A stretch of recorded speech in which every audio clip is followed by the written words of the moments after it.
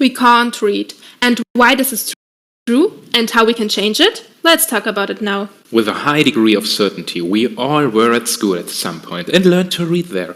And because we didn't have any basic knowledge here, we learned to read in a completely different way and had a completely different methodology. Problem is, in this methodology, we are still trapped today. We learn with the techniques that are actually only there to teach children to read. Or transfer to another industry, we still use training wheels and that on a Tesla. There was a structure at school. In most cases, we were able to speak the language before we went to school. Then they taught us letters, and then we were helped to learn to read the words. Everything is still quite good so far, and normally the next steps will be that we check how we can capture word groups, like individual words, and then if that works, we can scan entire text in the next step. And here is a wall. So, this means that these next steps, which are actually also the logical follow-up steps, are not taught here at all. To basically capture these last two things, word groups and scan text, and hit a few reading breaks, that's the content of most speed reading books, and that's the content of this course. So that means we look very carefully at how we learn to understand text and word groups if we were reading a single word. And now someone may think, so what? What does this change for me? Let's say you have to read professionally for 2 hours a day. It can be very high for one or the other, but it's low again for someone else, depending on the situation. We are assuming we'll increase that by 50%. Okay? Excellent. That is 20 hours that we save in pure time a month.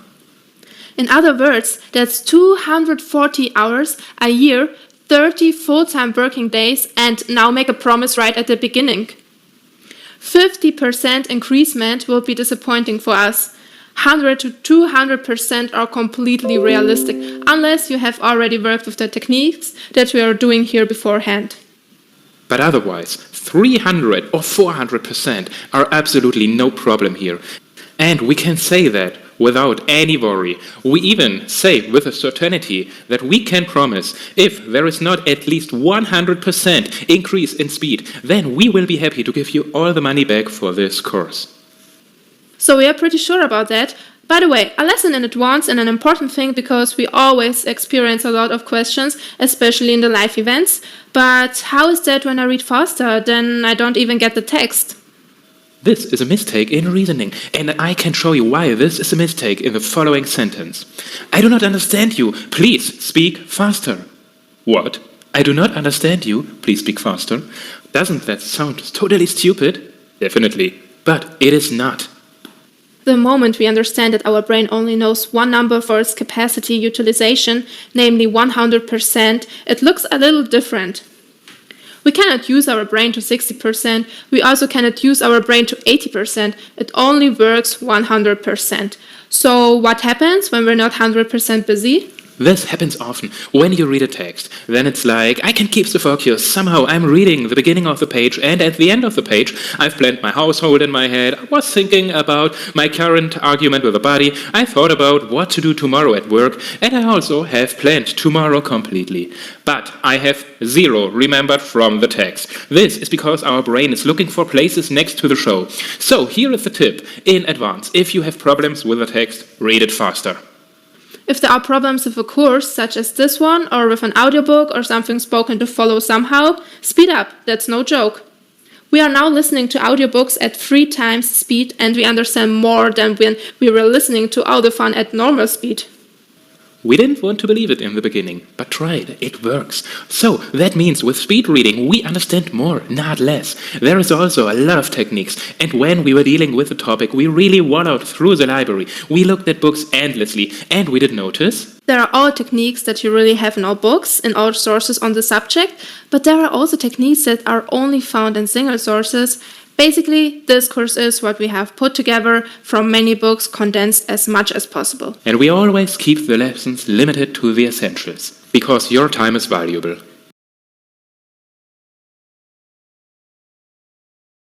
We said in the previous video, hey, you can increase your reading speed by 50, 100, 200, or even 400%.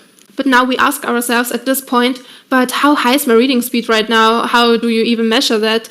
Well, we measure your reading speed in regular intervals in this course, because it is not our goal to just tell the techniques, we want to give you the opportunity to practice them. So that means we will look at something new and then there will be a reading text. And the text is about two things. First of all, we want you to read the text to your current possibility as quickly as possible, but in a way that you can still follow.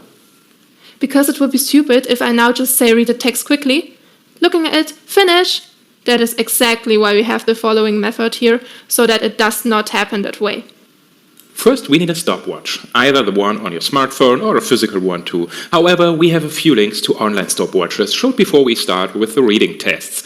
They can be simply turned on in the browser. I think it's quite comfortable. As soon as the stopwatch is on, go straight to the text. It's always available for the test as a PDF download, but is also included in the course.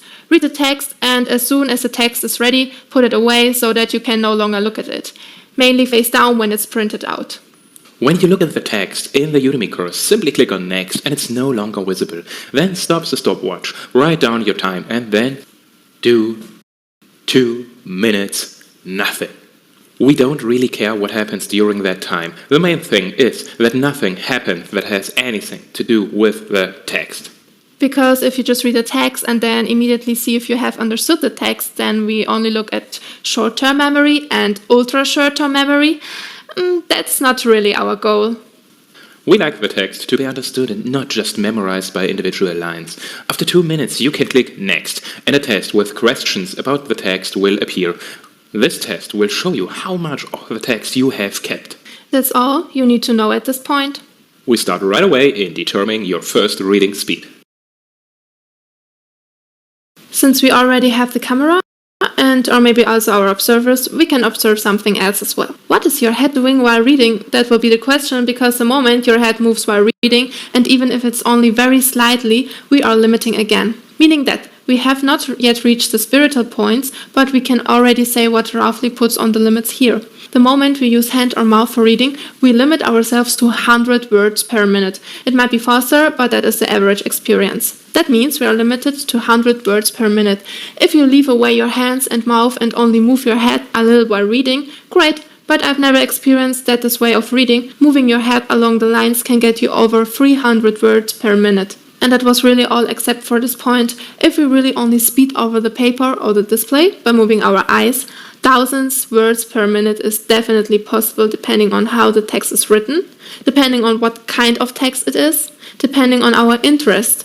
This means that while reading the next text, have a look at what is actually moving while I am reading. If you already have the situation that you say, oh well, I don't move at all, only my eyes move, then I don't want to continue without a removable reading break. And that's why I have one, which almost everyone has. I will get to it in the next lesson. It's not only about focus and not only about concentration, it is also about being conscious, especially when reading. Being conscious is something very important. Being conscious does not mean that we are spiritually going to the next level, but being conscious means that we are aware of what we are actually reading. Because if we cannot answer the question, why I am reading this text and what do I want to get out of it, novels excluded again, then I can also save myself the trouble of reading this text. Now let's be honest, if I don't have a question for the text, how am I supposed to find an answer in there? And this is exactly what the SQ3R technology deals with. Those of you who may have studied or are studying will hopefully know it, because it is a very important one. Unfortunately, it is often known in the theory but not practiced. Let's look at it together. First of all, the S stands for survey, for getting an overview. And yes, this may sound strange at first, but before you read a book, you should actually take 2 or 3 minutes to check the table of contents. If this is a study booklet for any subject, then you can read the questions that you have to answer at the end of the book.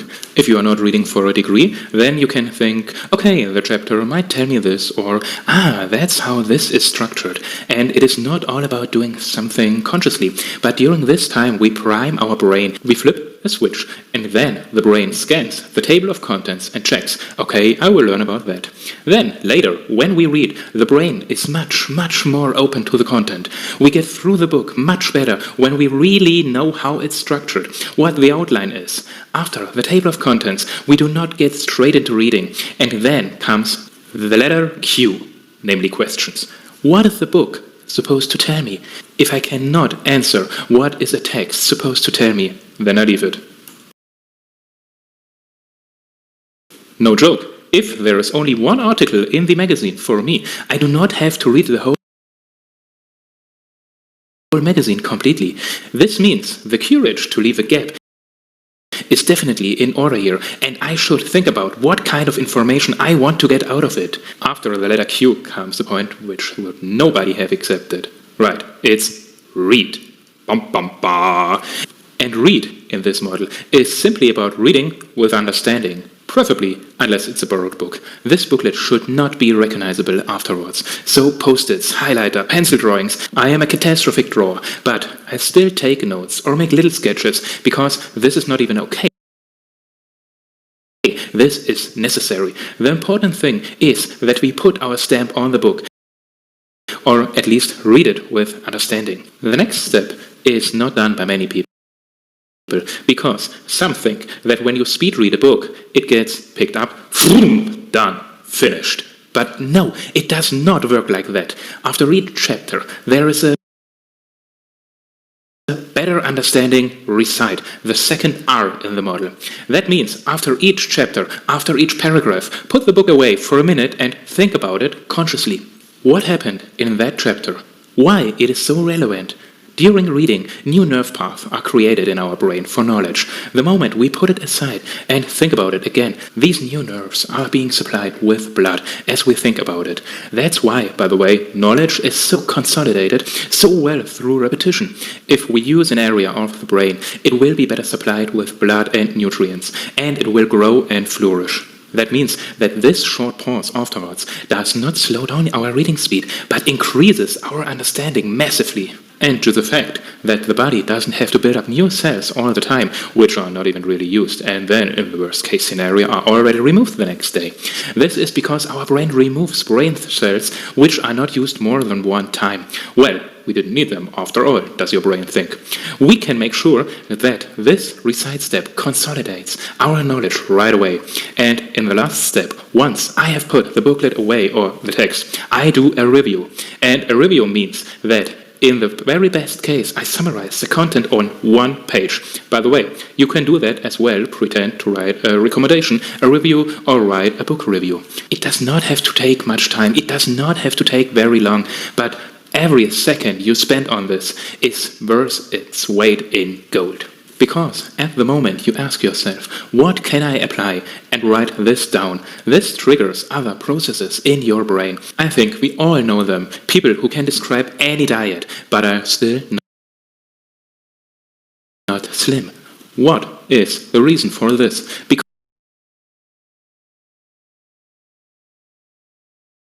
Because they have the knowledge in theory, but have not managed to implement it. The review step was probably missing or only applied too briefly. Take your time with these intermediate steps. SQ3R is a really powerful technique. And to practice this a little bit, from now on, every time we have a reading text in this course, to increase your reading speed or to measure your reading speed, you will be told beforehand, what is the text about? What will the next text tell you, and what will the questions at the end be about? But isn't that cheating, will some of you say? No. Or maybe I would say yes. But hey, you can also cheat at speed reading. If I know beforehand what I want to extract from the text, then I will get the facts into my brain faster. If someone calls this cheating, it is actually only an acknowledgement that this technique works. I hope you enjoy the next reading. By the way, we have talked about focus before, and after the next reading check, we come to the so-called soft look, probably the most powerful technique here in this course.